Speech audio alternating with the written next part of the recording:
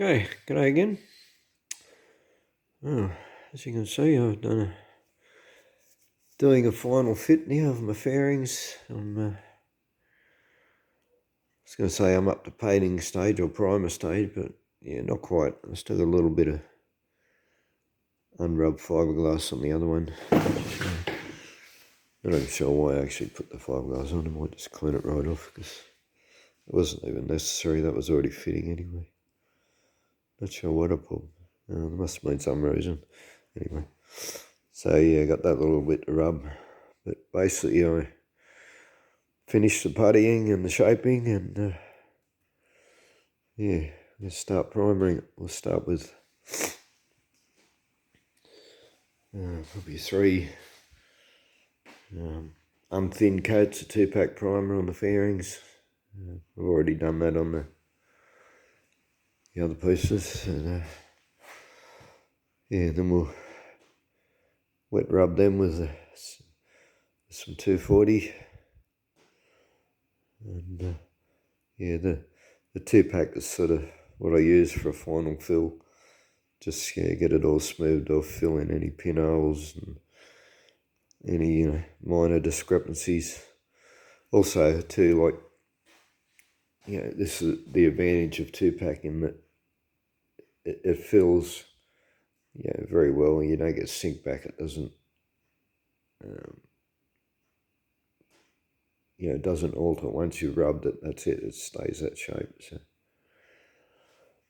yeah. So like I've only I finished rub this down with 80 grade, and yeah, the 2-pack primer will fill the 80 grade scratches without any problem at all. So as I said, I'll put 3 heavy coats on it, unthinned, just straight out of the tin. And yeah, after I've rubbed that with the 240, well then I'll get the whole rest of the bike prepared and primer all the painted parts.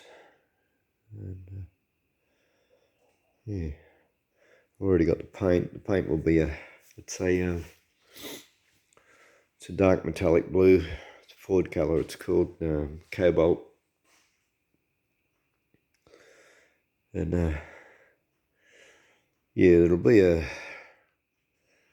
a few colours in it. It'll either be blue, silver and black, or just blue and black. Thinking because, see, this here will be the blue colour, because this is sort of a rubbery soft plastic, so that'll have to stay black. And because of the angle, I might take black or take silver. Yeah, a line down here or something, or maybe down to the point. Don't know. Do some sort of design on there. Because your panniers only have some outer covers which you paint, and the rest of it stays black anyway. So there'll be a satin black. This will be a satin black. If I put black down there, it'll be satin black. This piece in here will be black as well. Yeah, so I'm sort of a bit undecided on that. I have looked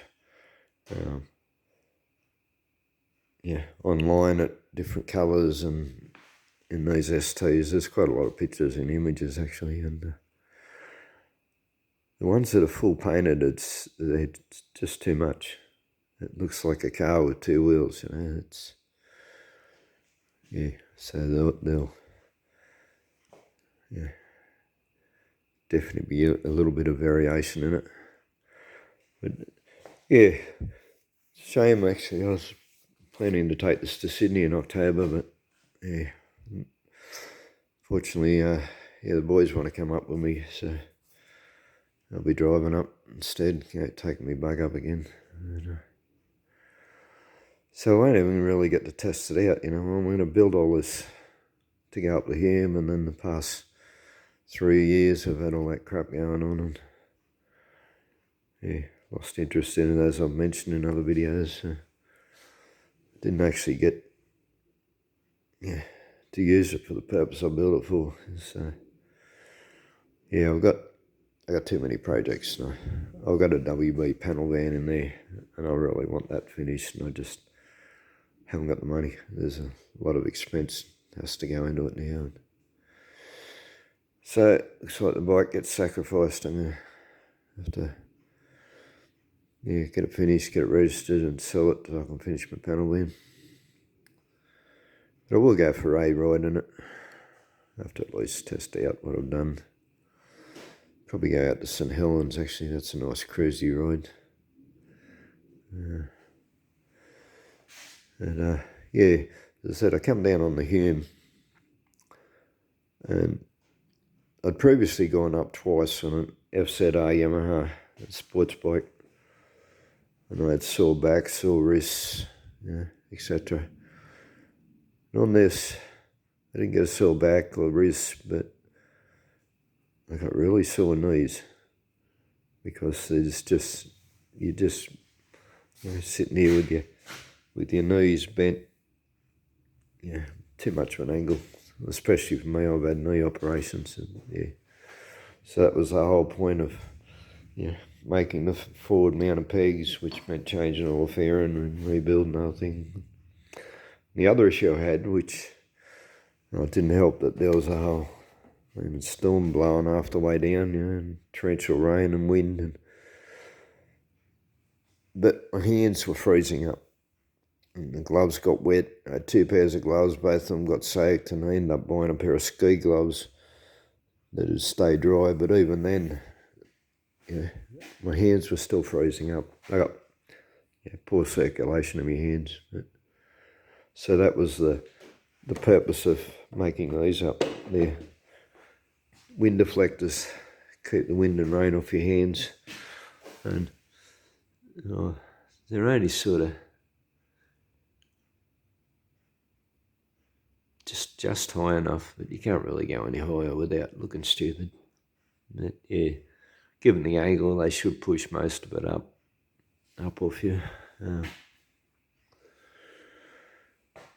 Still got to get another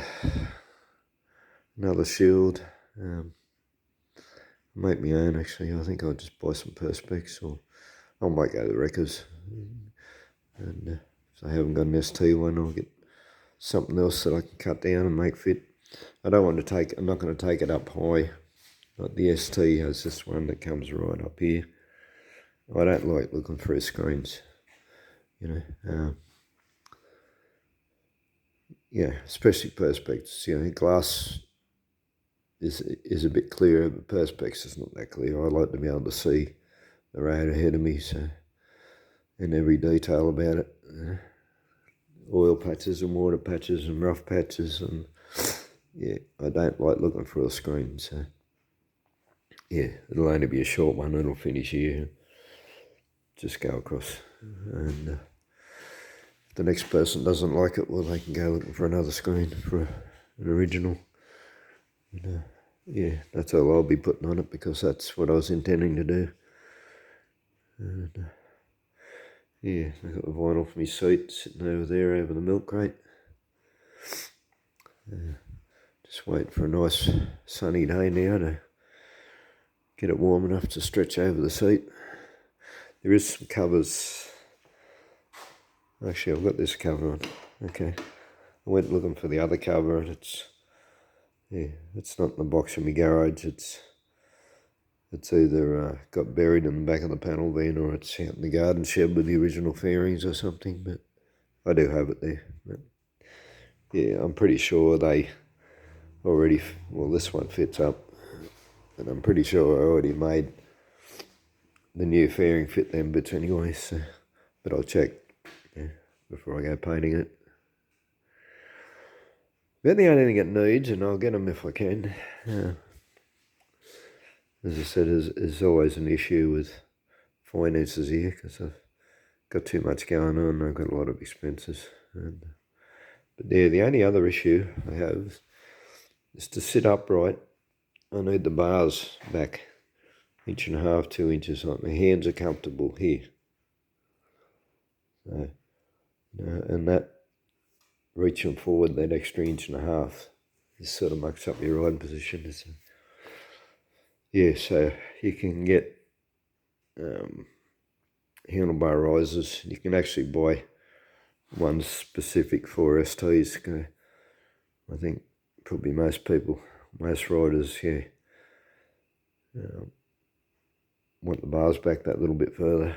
So, but they're good in that they come back at an angle, and because these are already at an angle, which means they just come straight back. So your bars will be mounted here, and they just, you just unbolt the caps and they bolt straight on over the cap, clamp onto the bar, or clamp onto the other ones, and they have a like a rounded piece so it fits right in, fills it.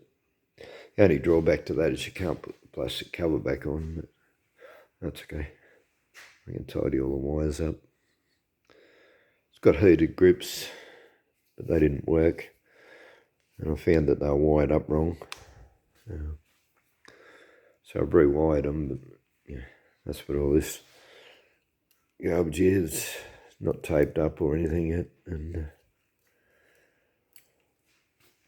but I haven't been able to test them because I've still got a dead battery. I haven't bought another battery yet. So, but yeah, if they don't work, I'll take them off, toss them. So, but anyway, that's what we're up to, and yeah, this is a major relief, to say the least. It's, to me, this is it's a major milestone because I've been putting this off, and yeah, if you watched any of the other videos, explained how I had a major drama with this right hand side fairing. The left hand one went together fairly well, but I've had a major drama with the side, and yeah, I actually put it back in the shed for an entire year. And then I did a little bit more and then put it aside again for another 6 months, and yeah, because it was just pissing me off, and it was, yeah, a lot of work. Anyway, that's where we're up to, and over the coming weeks you should see it with paint on it, and going back together. And as I said, it will be up for sale. So if anybody's interested in, it's got 2 brand new tyres. It'll have a brand new battery. It's at the seat. Will be. So I've got the vinyl there, so that'll be in good shape. Yeah, this bike has no major problems. The engine's terrific, and yeah, it does its purpose. It'll sit at 110 on the freeways, up hills, down hills, at very low revs. Cruises, doesn't use a whole lot of fuel or anything. It's yeah, yeah. It does. It's got a leak in one of the fork seals, but I have new fork seals, so they'll be going in. And basically the only thing that will need to be done, which I won't be doing because I haven't got the money, unless they knock me for rego on it. But yeah, all your discs are going to need replacing at some point, starting with the rear. The rear's getting pretty chronic actually, so yeah, I don't think they'd knock me on the front ones, but they might actually knock me for rego on the rear, because it's pretty bad. When I say pretty bad, it's pretty worn. It's still stopping well enough. I've still got plenty of pads, but yeah, when the pads are gone, you wouldn't put new pads in it without replacing it. And yeah, as I said, the front ones aren't that far behind either, so that's about the only thing you would have to do, sometime down the track if you were to buy it. So, anyway, we'll leave it at that. Thanks for watching. Bye.